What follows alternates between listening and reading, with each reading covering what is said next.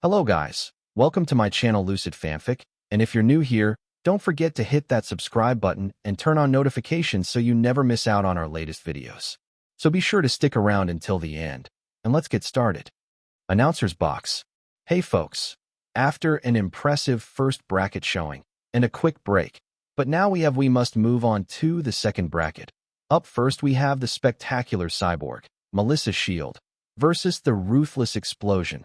Katsuki Bakugo Mike announced getting cheers for Melissa's name and violent boos for Bakugo. 1A stance. Hey Melly, Mina says as she grabs Melissa's hand as the blonde got up to leave. What is it, Mina?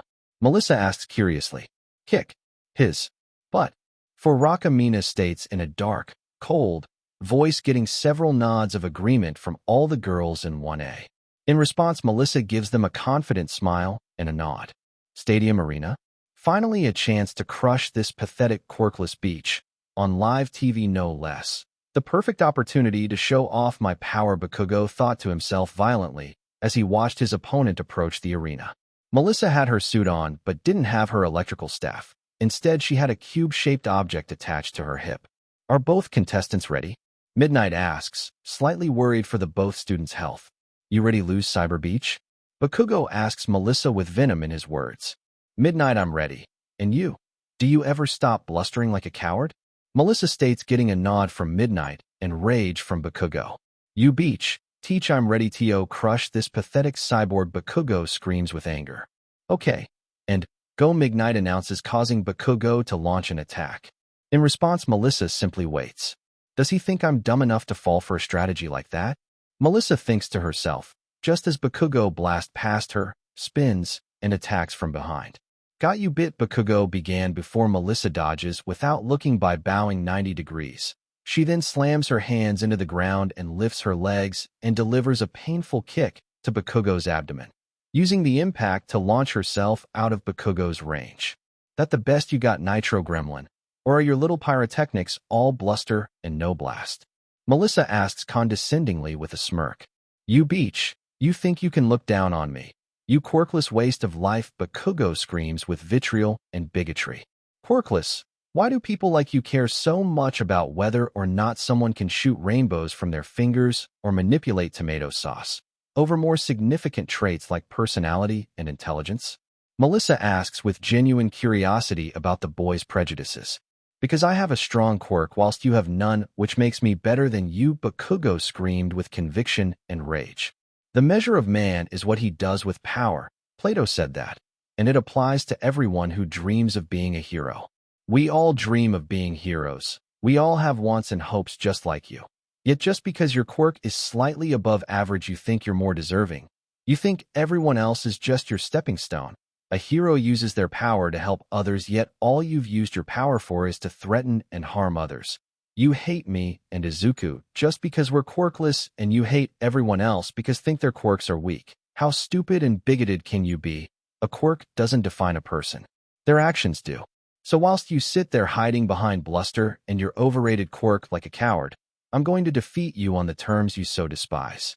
Melissa states firmly with a glare as she removes the strange cube for her hip and tosses it into the air. Suddenly the cube splits into 8 pieces, for hitting the arena's corners and the other 4 floating in midair above the corners. Then just as suddenly a red light links all the corners, shrouding the arena in a crimson light. The cube is red, and ignore Merlin. The hell does this worthless piece of junk do, other than set the mood for your defeat? Bakugo asked with a tinge of fear in his voice, as despite his hatred of the genius trio, he knew their tech was dangerous. Come and get me, and you'll find out, you bigoted coward. Melissa states firmly with spite towards her opponent. You asked for it, you beach. I'm gonna blow you bits, Bakugo raged as he prepared to launch himself, only for his opening jump blast to fail, ending in the blonde falling flat on his face. The hell, why won't my quirk activate? Bakugo cried as he looked at his hands confused. Like I said, I'm going to defeat you on the terms you so despise. This is what I like to call the null power field. Inside this cube, no emitter or transformation quirks can be used. In essence, you're quirkless now. Melissa explained with a cocky grin. Class 1A stance. Wait, Bakugo can't use his quirk, just like when Aizawa-sensei uses his quirk. Momo exclaims, shocked at the field's effects. Midori, did you Mei? And Melly, I mean there's no way, right? Mina asks Izuku and Mei confused. There's no way you did that right? Kaminari asked as he and Shiro looked at the duo frightened. In response, the duo simply smiled at the rest of their class, as a dark aura enshrouded them. Oh God, they actually did, was the collective thought process of the class as they viewed the duo's smiles. Announcer's box. Oh, so that's why they asked me for a BLD sample. Aizawa grumbles to himself, as he remembers the NDA and contract he signed to get healed by the trio's extremists. No way, that feels like your quirk, best buddy, but how? Mike cries out, confused at how the field works and scared at the genius trio's smarts. After the USJ, our students took a sample of BLD from Eraserhead and appear to have successfully reverse-engineered his quirk. I'm told it works using a type of alpha rays. Nizu explains, causing the audience to erupt in cheers. Police Commissioner's Office.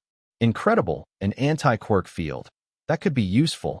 Miss Akane, please as soon as possible call the Futurism Incorporated Company and ask to set up an investment and purchasing meeting. The Police Commissioner General of Japan, in Tokyo, Kiyoshi Goro, exclaimed as he asks his secretary to call the company responsible for the anti-quirk device. Hopefully I can buy some field generators for the police forces across Japan. I'm sick of all my hard-working officers being overlooked in favor of heroes. The commissioner says to himself as he continues to watch the festival tournament. Stadium Arena? You Beach, you couldn't beat me when I had my quirk, so you nullified it and dragged me down to your level. You coward, Bakugo screams as he frantically thought about how he was going to win. Says the child in an adult's body who could never get his way without a quirk. So now that the playing field has been leveled, come at me unless you're too scared to fight without your overrated quirk. Melissa states, goading Bakugo into attacking her. As planned, Bakugo charged Melissa with ferocity, but no plan. In response, Melissa proceeds to dismantle the young man. Every attack he threw was blocked, dodged, and countered with ease. The crowd was stunned at Bakugo's lacking of any genuine fighting style other than ferocity, as well as Melissa's incredible skills in martial arts as she proceeded to curb stomp the boy they all hated. Announcer's box. Holy hell, Shield is wiping the floor with Bakugo. I thought this fight would be more even. What do you think, best buddy? Mike exclaims, asking Aizawa for his opinion. It's obvious that Bakugo relies far too heavily on his quirk. His entire fight, King style, revolves around his explosions, their speed, their strength, and their disorientating smoke. Without them he's lost. One-trick ponies never last. Aizawa firmly stated as he watches the arrogant young man get his butt handed to him. Hopefully this defeat will cool Bakugo's jets and arrogance. One can only hope. He thinks to himself hopefully. Stadium Arena? Do you get it yet? Your over-reliance on your quirk has led to this. Melissa stars as she throws Bakugo across the arena. You, Beach, if I had my quirk, you'd be begging for mercy right now. Bakugo states, trying to recover from the thrashing he had suffered. Do you ever get tired of being wrong, Bakugo? Melissa asked condescendingly. The hell you talking about, you Beach? Bakugo replied angrily. It wouldn't matter, it did have your quirk. I have a plan to defeat every opponent in the tournament. With or without their quirks, you lost before the battle even started. Melissa states confidently, which only set off Bakugo more. You cyborg Beach, I'm gonna kill you with my bare hands, Bakugo screams as he blindly charges at his opponent, almost frothing at the mouth. In response, Melissa dodges all his attacks, and after the now exhausted young man stopped attacking, she responds with a devastating one-inch punch. Frisia Bakugo, Goku Melissa. As a result, Bakugo, bereft of his strength, fell to the floor unconscious. Melissa's shield wins by knockout, Midnight announces as the crowd cries out in deafening cheers. Midoriya household. Good job, Melissa, you showed that violent psycho what for. David cheered as the Hatsumes joined in. Inko, however. How have you gotten worse, Katsuki? I thought Mitsuki said your schools fixed you. Or were they just as bad as your preschool? Inko thought to herself, hoping that her friend was just lied to and not concealing her son's cruelty. A mysterious office. DMN. He lost to that worthless, quirkless girl, and after all the secret training and conditioning we gave him when he went to our schools. A mysterious man with a sharp nose says to himself. Speaking of that mistake of life, her and her friends are a thorn I'm going to need to take care of. However, their technology will be useful. I'll enjoy taking it from them. all for my glorious revolution. The man states, smirking to himself as he begins scheme. Announcer's box. After that devastating and awesome battle, we must unfortunately move on. Up next we have the winner of the manly tie-breaker Izuku Kirishima, and his opponent, the walking arsenal of Sci-Fi weapons. MEI Hatsume announced to uproarious cheers from the crowd. Stadium Arena. Hey Red, you ready to lose to me and my badass babies? But Kirishima with a kind smile. Was about to ask you something similar, but no cause, I'm gonna win this. Kirishima replied as he too gave a smile. Are both contestants ready? Midnight asks as looks at both students. All ready over here, teach. May replied casually as her hands began to hover over her nanotech packs. I'm ready to win. Kirishima states enthusiastically as he strikes flexing pose. All right, begin, Midnight announced. In response, Kirishima hardened to his maximum and charged May. If I can get to her before she finishes making her weapon, then may be able to throw her out the arena and win, Kirishima frantically thought to himself. However, he only made it 2/3 of the way before suddenly, Kirkum, the red-headed young man, was slammed in the chest by a metal rod moving at incredible speeds. As a result, he was flung back 10 feet and landed on the ground. As he recovered, he saw the weapon in May's hand. It was a pistol. No wonder it was completed too quickly. Yuh, that hurt. Felt like I got hit by a speeding car. So what's this, baby, Hatsume? Kirishima asked as he struggled to recover from the attack. So glad you asked. This here's my lovely little railgun pistol. Ain't it cute? May replies as she reloads the weapon. This in May's colors. Announcer's box. Okay, even I know that that's a freaking railgun. But how is it that small? I thought that railguns were like giant military-grade weapons. Mike announces in confusion at the weapon's size. Stadium Arena. As the battle continued, it became clear that Kirishima was on the defensive and was finding it difficult to recover from May's attacks. He had initially planned to dodge the railgun shots by attempting to predict when his opponent would fire. However, May would always fire from the hip in an instant only to reload and lower the weapon. He had been hit 6 times. Each hit required him to be at maximum quirk activation. Even at maximum hardness, each hit busted a bone. He had a broken forearm, 4 ribs, and a fractured thigh. He was exhausted, and he hadn't even gotten within 10 feet of May before she hits him with the railgun and launches him back. Hey, you want to finish this fight hand-to-hand? Give the audience a manly spectacle? Kirishima requested of his opponent, hoping to try and invoke a CQC match.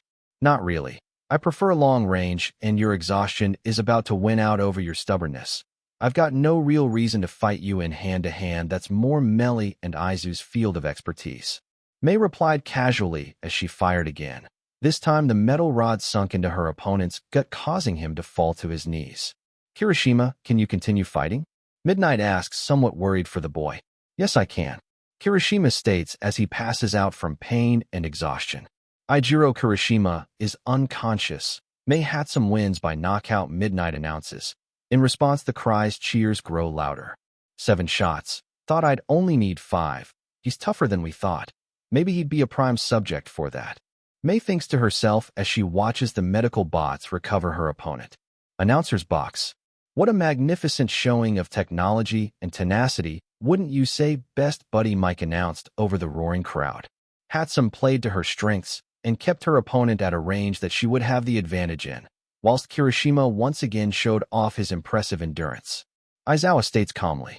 Stellar commentary, best buddy, but now on to the next match.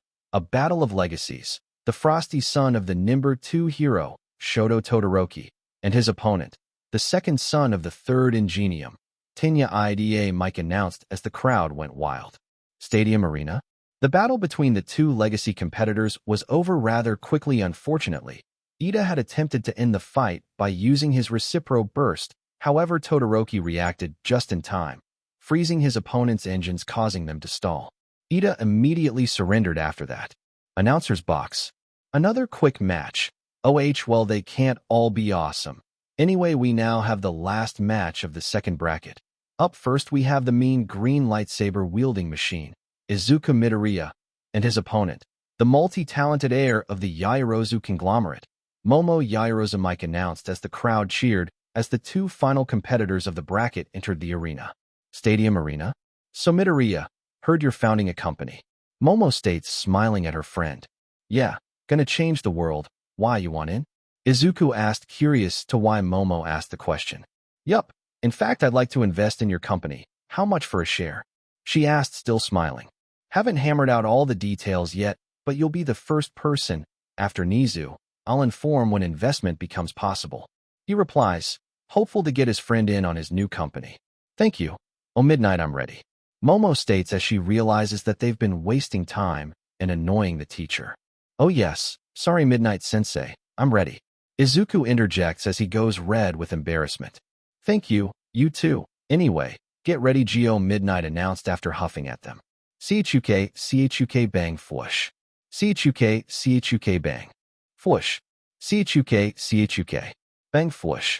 Momo started the fight with a literal bang by creating a Remington pump-action shotgun with a drum magazine loaded with dragon fire shells and pelting her opponent with an unending assault of blazing metal pellets. For his part, Midoriya summoned his helmet and crossed his arms in a defensive position, which confirms a suspicion Momo had. After about 30-35 shells were fired off, Momo stopped her onslaught to confirm her suspicions. I was right, he really isn't using it. Momo thought to herself as the smoke produced by the flames dispersed. Hey Momo, why'd you stop firing? Midoriya asked, confused. You're not using your force field belt. Why? Are you that confident in your armor's durability, or am I not enough of a threat to warrant it? Momo asked, slightly miffed at potentially not being taken seriously. Oh, that question has two answers. First off, I've already shown off the belt's capabilities in the cavalry battle. Me, Mei, and Melly all decided to demonstrate one significant piece of technology per fight, and I've got something else for you. Secondly, the belt would completely invalidate me being here. Remember, I'm trying to prove that technology can compete with and surpass Quirks, so constantly hiding behind my belt isn't really a good look. Oh, also have some more confidence in yourself. You are the hardest person to devise a counter to, due to how infinitely versatile your quirk is. Izuku explained, his actions becoming clearer with each word. His last words, however, touched Momo. She'd always felt like she'd cheated to get into UA. It was why she requested to take a more active role during the cavalry battle, but the genius trio, especially Midoriya, always had a way making feel worthy. All right then, what did you devise to counter me then? Momo replied, her chipper and bouncy personality returning. These, Izuku announced as he reached behind his waist and revealed a pair of cuffs. However, these cuffs weren't simple chain link.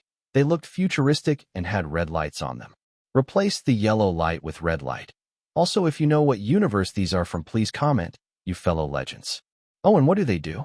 Momo asked tremendously as she created more drum mags for her shotgun, along with a few melee weapons. Watch this. Izuku replied as he swung the cuffs over his head like lasso and threw them into the air, where they suddenly suspended themselves. Just then the cuffs flew towards Momo at incredible speed, giving the creator no room to effectively react. She attempted to open fire with her shotgun, but the cuffs dodged and flew towards her wrists before clamping down on them, causing her to fall on her butt. Impressive. I'm assuming they lock onto a unique signature, likely DNA or heat. However, you're going to need more than flying cuffs to stop me. Momo states as she shocks the crowd by creating a plasma cutter torch and an accompanying mask, and begin to try and cut the cuffs' links. Unfortunately for Momo, her efforts were all in vain. The metal that comprised the cuffs didn't even begin to glow, which shocked the young woman. The heck? This torch can heat up to 3,000 degrees Celsius. Even titanium and hafnium couldn't resist it. The heck are these made of? Momo asked, befuddled at the material's invincibility. Meet Mei's homemade alloy, adamantium. Not as tough as the cosmic-level metal from the Marvel comics, but tough enough to resist nearly anything. Izuku replied with a smile as Momo attempted all manner of methods to remove the cuffs, from high-grade acid to a pinch of thermite, to even creating olive oil in an attempt to slip out of them, all in vain. I'm never giving them adamantium on par with the comic's durability. That stuff can tank hits from universe busters like the Hulk and Thor. Yaoyorozu, can you continue? Midnight asked, also baffled at the cuff's durability. I'm not sure. I can't use any melee weapon effectively, and reloading my guns is a hassle, so I guess I'll have to surrender. Momo replied, feeling a bit dejected at her lose, but happy at what she showed off during the festival. Momo Yaoyorozu has surrendered, The winner of the final matching of the second bracket is Izuku Midoriya, Midnight announced. Announcer's box. Was expecting bit more from this battle, but I guess they can't all be winners. Anyway, now ladies and gentlemen, we're going to have a quick break. Allow the participants to rest. See you in 20 minutes, Mike announced. Midoriya household. I'm so proud of them, but I don't know who to root for. Inko cried as the third bracket was revealed, showing that Mei and Melissa were going to fight, and that if Izuku defeats Todoroki, he'd have to fight one of his closest friends. I'm proud too, Inko, but please don't flood the house. I know you're insured for water damage, but I think the insurance people are starting to hate this household. David interjected as his friend was crying her eyes out in pride. So Davy, no hard feeling when Mei kicks Melissa's butt? Mei's father, Hayato, asked with a cocky yet kind smile. Of course, no hard feelings when Melissa folds your daughter like a lawn chair on live TV. David replied with a kind smile that hid something dark, as a bolt of electricity is fired between the two proud fathers. Inko, do you think that Izuku can beat the son of Endeavor? Mei's mother, Imiko, asked, slightly concerned for her friend's son. Sniff, of course he can. After all, he's the boy who makes the impossible possible. Inko replied with a kind smile, getting a responding smile from Imiko. Announcer's box. WHOO, we are back, ladies and gentlemen, with the third bracket of the UA Sports Festival Tournament. And man, this year's tournament has been epic. But now we must continue, and I must introduce our contestants. Two members of the Genius Trio. On the right, the Wild Weapon Maker, Emi Hatsume, and on the left, the Super Cyborg Brawler. Melissa Shield Mike announced as the audience erupted in cheers for the two geniuses. Now this, I'm sure, will be a fight to remember. Both students have widely varied arsenals to pull from. It's anybody's game. The dean notes as he grins, showing a slight hint of SDSM at getting to watch humans beat each other up. Stadium Arena. As the two geniuses entered the arena, the audience realized something. Both combatants had far more equipment than any other time they'd been in combat. Mei's armor was loaded up with more nanotech packs, whilst Melissa had attached extra equipment her to suit. Hey Melly, no matter the outcome, no hard feelings, right? Mei cried out to her friend as she began deciding which configuration would be a good opener. Of course, Mei. Win or lose, you're still my friend. Hell, at this point, I'm tempted to call you a sister. Melissa replied with a kind smile. All right then, sis. You ready to show the world the power of our inventions? Mei asked as her helmet covered her head. Just a minute. Melissa replied as she turned towards Midnight. Midnight-sensei, I would recommend retreating to a safe distance. This fight is likely to get destructive, and I'd rather you not get injured. Melissa states, I'll be fine. Besides, what kind of umpire would I be if I ran from my duties? Midnight states with a cocky smile to hide how nervous she was. Okay then, I did warn you. Melissa replies as she too activates her helmet. Okay, so, are both contestants ready? Midnight asks. Ready to go teach. Mei replied as she starts removing nanotech packs. I'm all ready. Melissa replies as she takes a combat stance with her electro staff. All right then, ready, go Midnight. Announces, then all hell broke loose.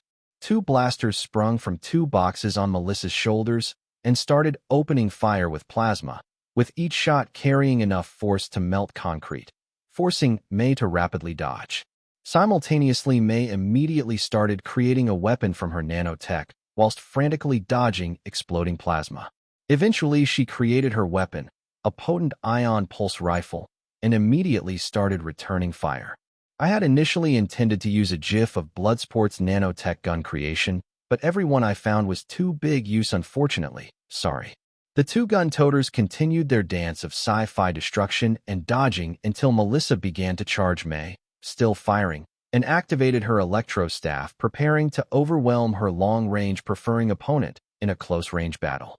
However, as soon as Melissa got within 5 feet of her opponent and prepared to swing, Mei somersault headfirst over Melissa, causing the staff to strike the arena and crater it, while simultaneously continuing to open fire, causing several ion bolts to pepper Melissa's back and destroy one of her plasma guns. In response to this, however, the remaining blaster fired, forcing Mei to block with and sacrifice her ion gun. But what Melissa didn't know was that Mei was counting on this attack in order to re-establish distance from her opponent. The blast threw Mei to the other side of the arena, where she quickly recovered her bearings. As soon as May recovered, she threw her arms over her shoulders, grasping 2 nanotech packs on her shoulder blades and activating them. The resulting construction were 2 small missile pods that immediately opened and launched dozens of micro-missiles. Exactly like this, but on both shoulders, and they're facing forward. Melissa was surprisingly nonplussed at this, though, and she quickly revealed why, as she grabbed what looked like a grenade from her waist and threw it at the ground. Then suddenly, just before the missiles impacted, a dome of energy surrounded Melissa and tanked every one of them. As soon as the shield fell, Melissa once again charged at May. In response, May grabbed her forearm packs, and they turned into twin tonfa. The two then began a melee battle of stunning speed. Class 1A. Holy hell. Those two have so much cool stuff. I'm jealous, Zero cried in abject acceptance of his future irrelevancy, as he comforted by Mina, Kaminari, and Hagakure. Yeah, but I've got a question. Midoriya, why didn't they use any of these weapons during the USJ? They'd have been rather helpful. Ribbit? Sue asks bluntly with a blank face. Simple. At the time, we only had our rescue equipment, since we thought we'd only need tools relevant for rescuing people. So we left the vast majority of our combat-heavy stuff in our lab. Izuku replied efficiently as he watched his 2 closest friends battle each other with intense ferocity. Okay, I understand your answer, but Hatsume still had her freezer gun. That doesn't seem like something one would use for a rescue operation. Iida replied as he tried to follow the fast-paced fight taking place before his eyes. Again, simple. May's nanotech packs can become any configuration of anything we've invented, within reason, which is what allowed her to create the Absolute Zero gun. Melissa didn't have any weapons because her suit is modular. It's designed to be adapted for specific situations, to have its components shuffled around for specific uses. Lastly, my suit is made for brawling and rescue. I don't really use long-range weapons, unless it's necessary, of course, which is why my suit's only constant equipment, other than my multi-purpose helmet and armor, is the force field belt and Gilgamite limbs, whilst I've implanted the gyrokinetic module into my own hands. Izuku further explained, causing May of his classmates to boggle in wonder at the trio's unique suits again.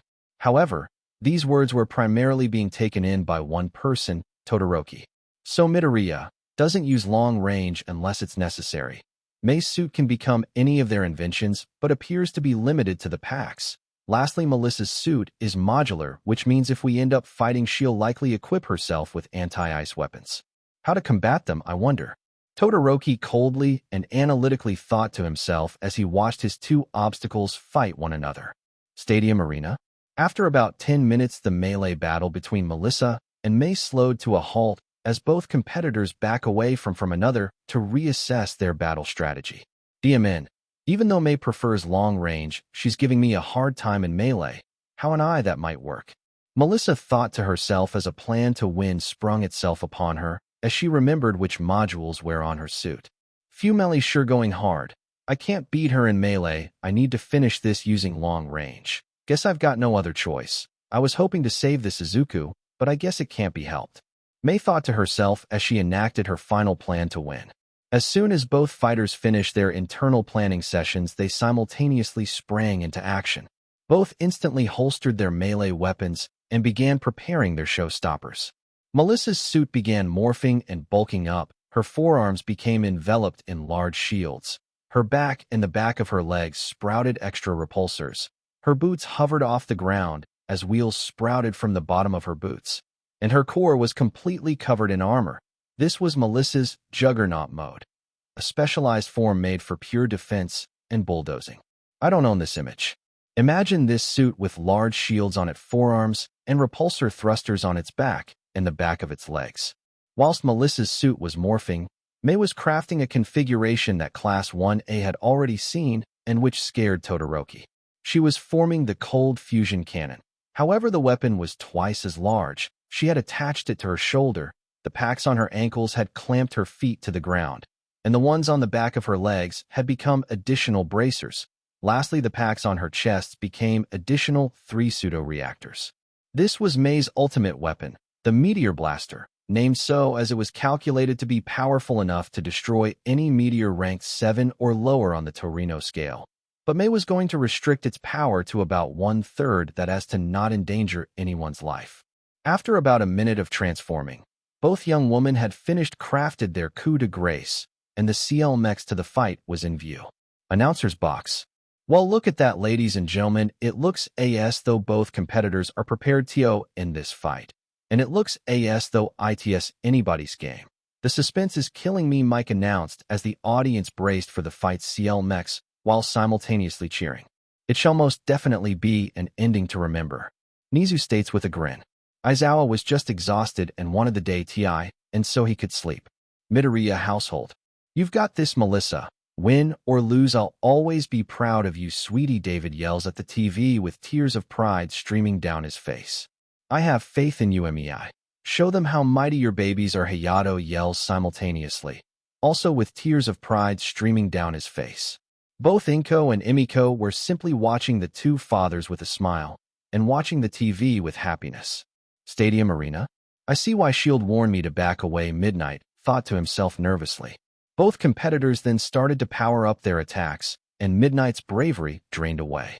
I know I'm meant to stay here, but in light of the situation we have here, retreat, Midnight cried out as she swiftly exited the arena. Juggernaut bulldozer, Melissa shouted as she blasted forward like a high-speed train laden with heavy machinery. Meteor Breaker shot, May shouts as her cannon fires at immense, carrying the power output of a small nuclear device. Shrakakum. The two attacks collide in a contest of power no one in the audience had ever seen, except a certain blonde hero and an old vertically challenged semi-retired hero. The beam of fusion energy crashed into Melissa's heavy adamantium armor. The impact sent out a shockwave that even the audience members in the highest seats felt.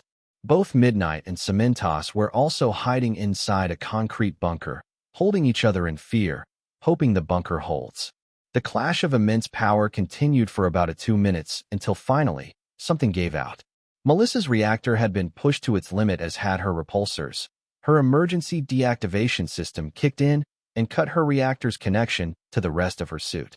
The feature was added in order to prevent the reactors melting and poisoning the trio with palladium, but nevertheless it had worked in Melissa's disfavor as she was swept up in May's attack and launched from the arena into the concrete walls of stadium, with the sound of collapsing building being heard as the concrete shattered like glass.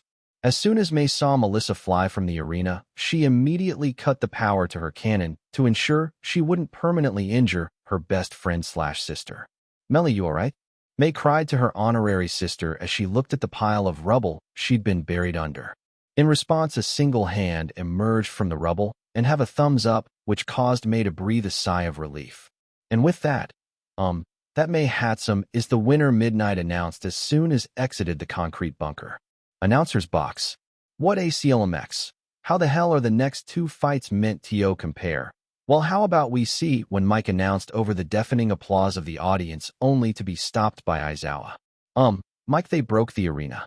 Aizawa states in reference to numerous holes and an enormous melted line in the arena, causing his total not best friend to quickly make an announcement. We'll see. Right after the arena's fixed up, so stay tuned, Mike announces clearly. Class 1A. Whoa. Hell yeah, May, that was awesome, Mina cried out with enthusiasm, joined by the majority of the class. The only members who weren't cheering for May were Bakugo, who was sulking in his seat, Todoroki, who'd left to prepare for his fight, and Shinso, who was upset Melissa lost. Hey Shinso, you know Melissa's gonna need someone to cheer her up, right? Izuku states to the brainwasher, causing the boy to blush. What about you? You're her friend. He replies swiftly. Oh, no, I need to prepare for my fight. She's all yours, bud. Just don't mess it up. Izuku states firmly, with the last part spoken in a dark tone that scared Shinso. Midoriya household. All right, Mei. You did it. I am so proud of you, sweetie. Just one more win, Hayato cries out as he threatens to flood the apartment with tears of pride as his wife comforts him with a warm smile. You did your best, Melissa. That's all I could ever ask of you. David states with tears of sadness and joy in his eyes, whilst Inko comforts him. Arena tunnel. Izuku was waiting in the tunnel that led to the arena, which at present was being fixed by Cementos after the destructive conclusion to Melissa and May's battle. He was just adjusting his gauntlets and boots when he was approached by a certain hero with flaming facial hair. You there? Boy, you're about to face my son, Shoto. The number 2 hero, Endeavor, states with a bold and booming voice. as he gives Izuku a hard stare. Now, meeting the number 2 hero face-to-face for any hero fanboy would be a dream come true. This would have been the same for Izuku. However, after hearing Todoroki's life story, Izuku held no respect for the flame hero.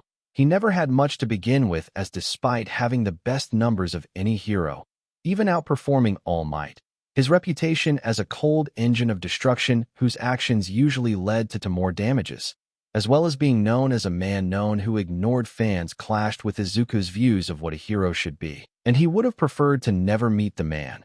However, the universe rarely gives us what we want in life. So here he was face to face with a man whom he hated. "Yeah, I am. You here to ask I go easy on him?" Izuku replied condescendingly, causing the hero to scowl. "Quite the opposite, actually. Your toys may be the perfect catalyst to get Shoto to embrace his destiny," and Endeavor replied as he began to go on a spiel about his son's supposed destiny. But that wasn't what caused Izuku to start tuning me out with anger. No, it was what he referred to his inventions as.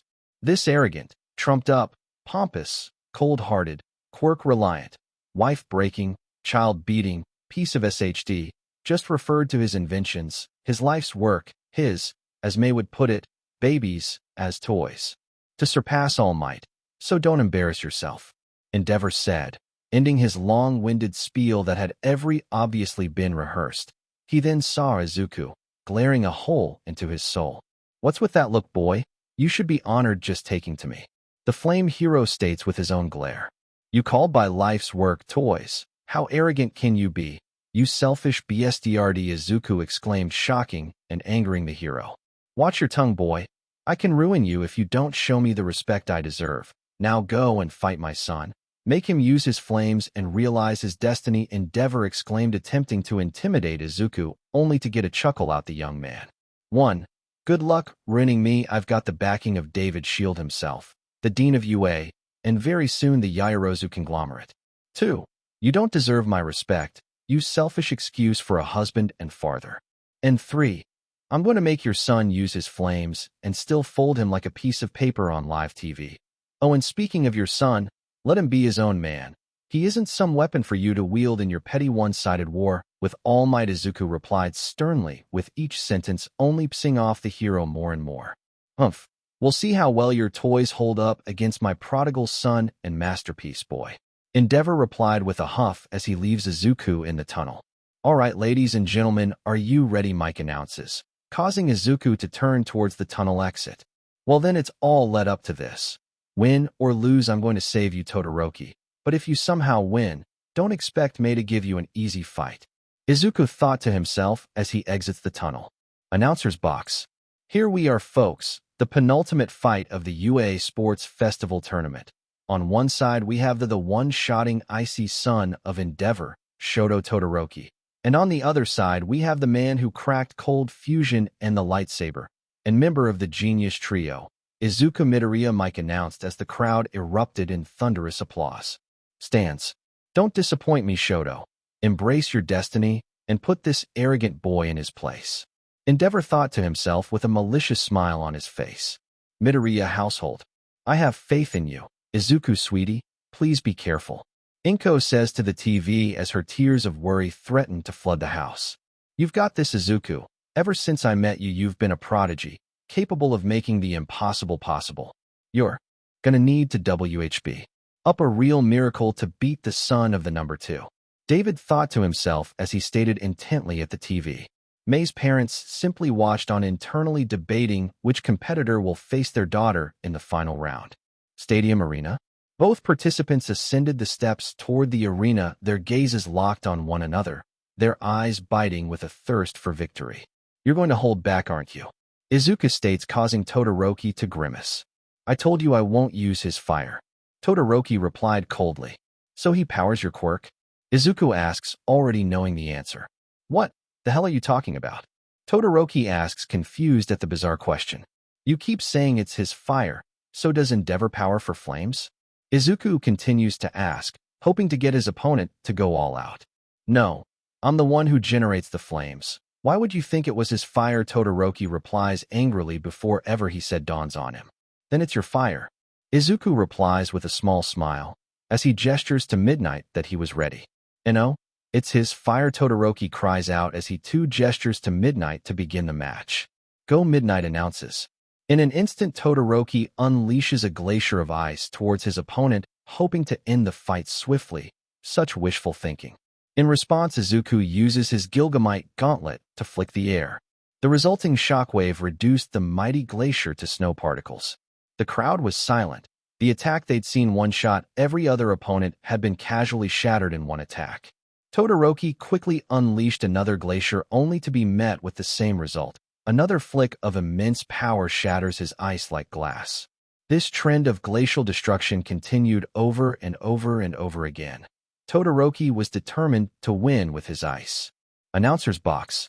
Holy hell! Would you look at this, ladies and gentlemen? Todoroki's attacks AFE being shattered like glass. What kind of invention is Midoriya employing to perform such incredible feats? Mike announces over the deafening cheers of the crowd. Those would be Midoriya's Gilgamite limbs, named after the oldest hero of myth Gilgamesh and the current greatest hero All Might. The gauntlets and boots grant their user inhuman physical abilities. He apparently reverses engineered strength quirks to create them. In fact, those are the very limbs Midoriya used to battle the Nomu at the USJ, said to be on par with All Might. Nizu explains with a gigantic grin. This explanation stunned the audience. This quirkless young man had created technology to rival the #1 hero. A mysterious location. So that's how you beat my creation. Yes, those limbs are incredible. With them, I wouldn't even need to reclaim OFA to gain its tremendous power. AFO says to himself as he watches the battle unfold. Stadium Arena. It had been about 7 minutes and about 15 glaciers, and Todoroki was in a bad way. Frost was climbing his body at an accelerated rate, and his opponent was completely untouched. He had tried everything. Glaciers were shattered with a flick. His spikes were thrown off course with potent stomps displacing the arena floor, and his attempts to attack from multiple angles was met with a thunderclap, which resulted in all his ice shattering. He was at a lose on how to win. "You ready to start taking this seriously?" Izuku asks condescendingly, as he gives Todoroki a bored look. "I am taking this serious." Todoroki began to reply before being interrupted. "No, you're not. You're holding back. You're neglecting your full power. You're taking the lazy way out. You're refusing to use your full power for a hollow reason." Izuku replies with anger, lacing his voice. "I told you I won't use his fire," Todoroki replies as he unleashes his largest attack possible. In response, Izuku casually punched it to splinters. "Grow up, you're acting like you're the only person who's ever suffered in life, Todoroki, but you're not. My father got my mum pregnant, then abandoned her as soon as I was diagnosed quirkless. May was ostracized and ignored because of her eccentricities, even told by a teacher to get therapy by her teachers. Melissa got her limbs ripped off by quirk supremacists. Yet all three of us are putting in more effort than you. So either come out with everything you have or leave the hero course and give your spot to a more deserving person who isn't fueled by cold spite. For God's sake, you almost died at the USJ because you were unwilling to use your fire. You were willing to let your team get injured because you didn't use your fire to reverse your momentum. What kind of hero would team up with a suicidal liability like you? So I ask you, Todoroki, do you want to continue throwing your life away to spite your father? Or do you want to be a better hero than he ever was?" Izuku monologues, with a voice chocked with emotion and charisma. There was a pregnant silence, then suddenly, whoosh, flames erupted from Todoroki's left side. The ice encasing his left was evaporated, and Todoroki gave Izuku a look of determination, with eyes filled full of revelation. Stance. "Yes, Shoto. At last you have gotten over your rebellious phase and embraced your destiny," Endeavor shouts in response to his son's flames, causing him to get funny looks from the other heroes and audience members. Announcer's box. It looks like Endeavor is cheering for his son. What a doting father. Mike says over system. He won't be in such a good mood for long. Nizu thinks to himself as he remembers what Midoriya told him and his accompanying plan. Stadium Arena? For someone labeled as a genius, this plan of yours wasn't every smart. I mean making your opponent stronger. Todoroki states as he prepares an ultimate finisher. In response, Izuku merely smiled and took a combat stance. This was it, the final clash. Whoever won this collision would win. There was a moment of silence, then suddenly, Flash freeze heatwave Todoroki shouts as he unleashes his ultimate technique of rapidly freezing and superheating the air. Blast smasher Izuku shouts in response, also unleashing a highly potent concentrated attack of pure kinetic energy. The sublimating air met the gauntlet's shockwave in the middle of the arena, and all hell broke loose. Shock Keiakuum.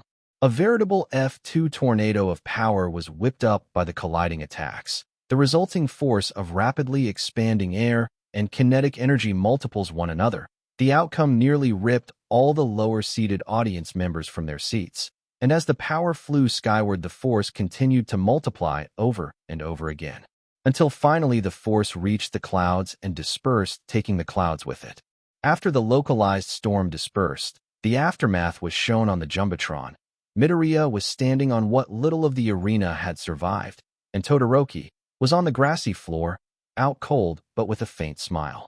Both Midnight and Cementos had also once again hidden with a concrete bunker, which had been thrown from its foundations and embedded into the stadium wall. The audience was stunned in silence after witnessing such a tremendous force mere meters away.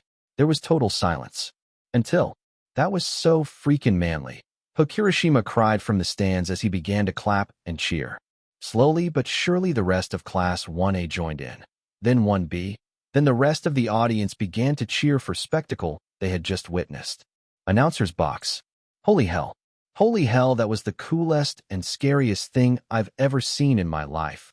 And with that, Izuku Midoriya has won the penultimate tournament. Fight. How can the finale possibly top this? Mix announced. What a marvelous spectacle. I can't wait for the final fight. Nizu states with a dangerous grin that scared Aizawa. Midoriya household. My baby won. My baby won against the number 2's son. Inko cheered as her tears flooded the house, much to the distress of David and the Hatsumes. Recovery girl's medical room, about 10 minutes later. Yeah, was the only noise Todoroki could make as he awoke in the stadium's medical room. Wakey wakey, eggs and bakey, came voice to his left. I prefer cold soba, was his only response as he looked to left to see Midoriya smiling at him. Midoriya, where am I? Todoroki asked confused, only to realize he was in the med bay. Why are you here and what happened? He asked, again confused. Izuku then explained the situation, how Todoroki lost, and that he was in the med bay to be treated for like 9 concussions. Okay, I understand that. But wait, shouldn't you be getting ready for your final fight with Hatsume? Todoroki asks. I've got time. Our like catastrophe ripped up the stadium arena quite thoroughly. It'll be about an hour until it's ready. Izuku replied with a smile. You never answered why you were here. Todoroki states. To give you this. Izuku replies, handing him a USB flash drive. What's this? Todoroki asked confused. Freedom and revenge. Izuku replied as he got up to leave. We'll talk later in more private conditions, just keep that safe. Izuku continued as he left the med bay. As Izuku left, Todoroki looked at the USB wondering what Izuku's words meant. Announcer's box. We are finally back, ladies and gentlemen. After a lomston hour of repairing the arena, it's time for the US Sports Festival Tournament finale. Are you all excited? I am, Mike announces as he WHPS up the crowd into a thunderous cheers. This year's showing has truly been magnificent, hadn't it? Nizu states with a grin. I just don't want to sleep. Aizawa commentates before laying back down. What stellar commentary by my co-hosts. But now the be-all and all of this year's tournament.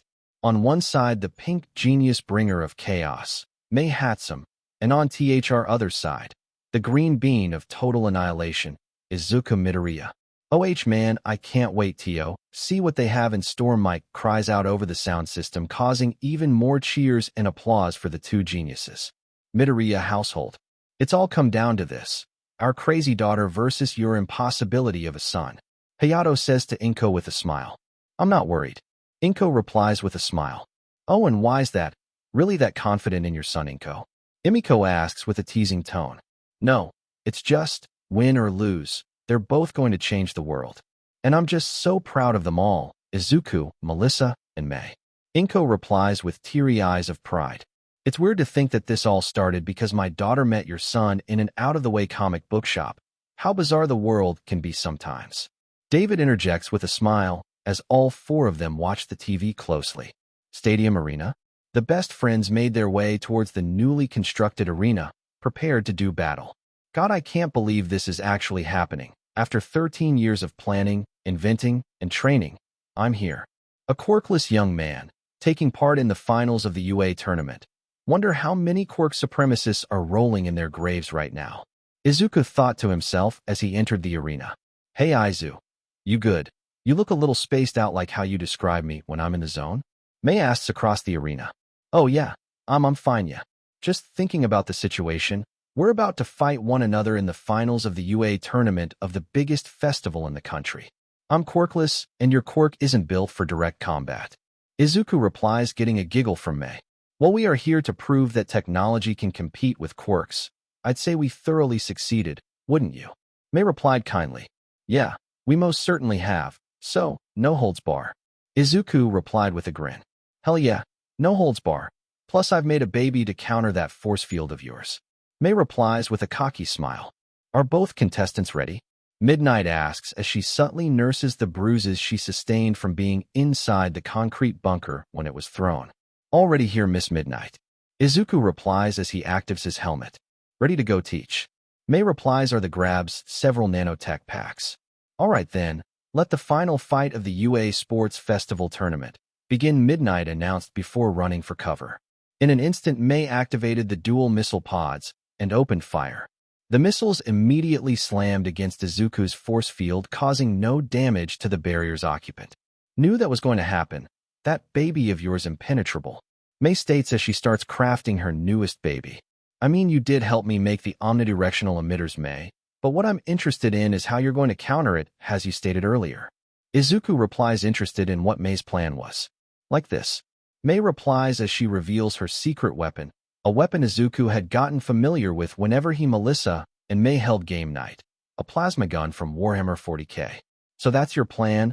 A weapon's made for penetrating my defenses. Go on then, give it a shot. Izuku replies as he takes on open stance. And Mei did.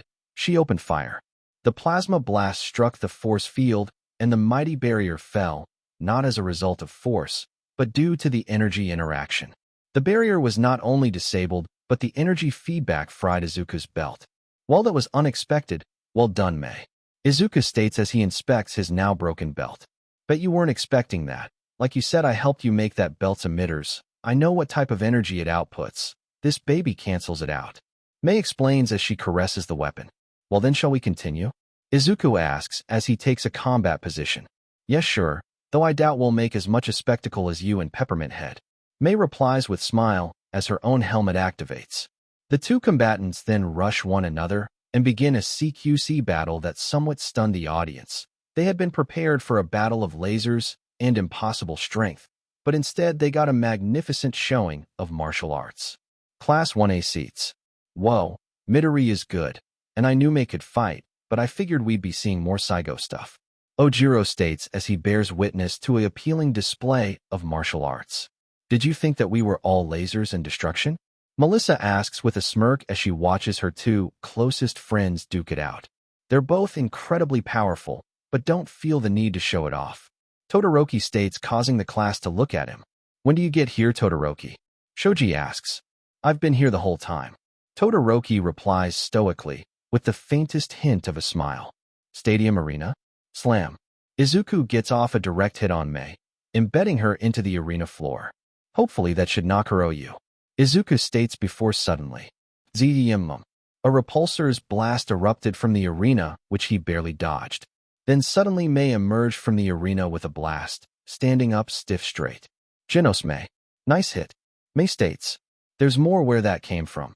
Ready for round 2? Izuku asks as he takes another combat stance. Not really. I've already shown off all my babies. Mei replies as she simply turns away and walks out the arena. Mei Hatsume has exited the arena. The winner of the UA Sports Festival tournament is Izuku Midoriya, Midnight announces. Wait, Mei, why did you leave? Izuku asks as he quickly chases after his friend. Izuku, you've known me for 13 years. You know I only care about showing off my babies. Besides, you get to be the first quirkless person to ever win the festival.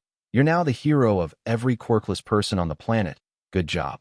Mei replies, getting a smile out of Izuku at the simplicity of his friend's mindset. Later, the award ceremony. We see our trio of geniuses taking their podium positions, along with Todoroki. In joint third place was Melissa and Todoroki, in second was Mei, and lastly Izuku stood on the first place podium. What a magnificent festival we've had this year. Wouldn't you agree, ladies and gentlemen? Midnight announces. But now we have a magnificent hero to award these magnificent students their awards, and to present the medals. Who better than? Midnight begins to announces before another voice overrides hers. I am here with the medals. A thunderous voice announces as a silhouette enters the arena at impossible speeds. The number one hero, All Might. Midnight finishes slightly miffed at All Might's interruption. Haha, Young Shield and Todoroki, you both showed incredible strength and skill today. You have both earned your positions today. Young Shield, it's great to see quirkless person take such a high position on this festival.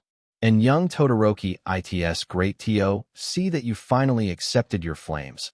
I won't ask why, just know that I'm proud. All Might tells the two third placers as he hangs their medals around their necks and gives them both a mighty hug before moving on. Young Hatsume, your inventions. Mei gives him a funny look. I mean, your babies have shown just how magnificent your intelligence is, truly beyond your years. I'm sure they'll help countless people. Take pride in your babies, All Might informs her as he gives her silver medal and hugs her. Lastly, young Midoriya. What is there for me to say?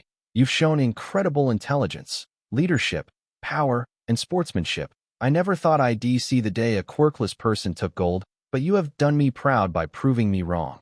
Take pride in knowing that you now stand as a beacon of hope for quirkless people everywhere. All Might tells Izuku as he hangs this gold medal around his neck and hugs the young man who hugs him back.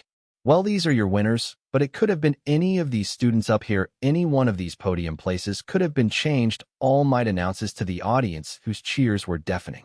You all witnessed competition and friendship pushing each other to climb higher. The sprouts of today will become the heroes of tomorrow. In that spirit, let's have one final cheer. Say it with me. All Might cries out as the crowd waits in anticipation. Plus ULT, the crowd cries out before All Might interrupts them. Thank you for hard work, All Might announces loudly. Huh, we're supposed to say plus ultra. All Might. Midnight yells at the number one hero. Oh, right, it's just they did really work so hard. And All Might replies timidly before rushing away. So, this was the end of part 6 of this series. Stay tuned for next part of this series, and if you like this video, don't forget to like, share, and subscribe to our channel. Until next time.